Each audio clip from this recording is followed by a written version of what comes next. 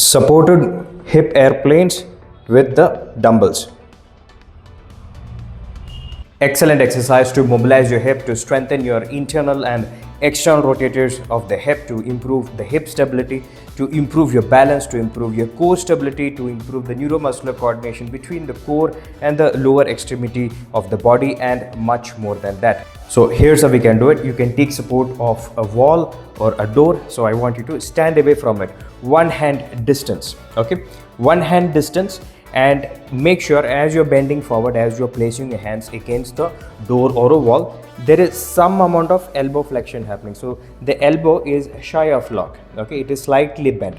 What this does is, when you are in the position and becomes really hard for you to balance, you can push against the door a little bit and keep the movement a little bit more stabilized. Okay, so let's get to it now. Feet are hip width apart, so I'm going to place my left leg against the floor. So I'm going to hold the dumbbell in the left hand.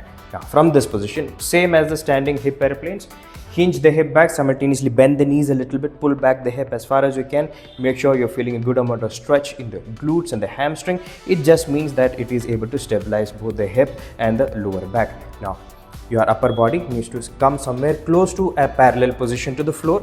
Okay, now with the opposite hand I am holding it against the door.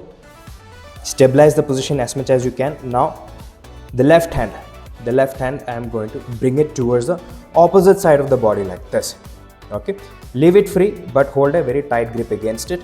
Now from this position, as I said, you can push back against the door a little bit so that you can get the movement a little bit more stabilized. Now from here, first internally rotate the hip and then in a very slow and controlled manner bring it out.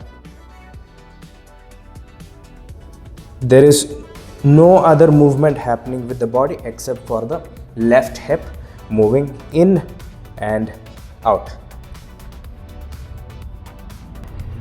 Here's how it looks from the back.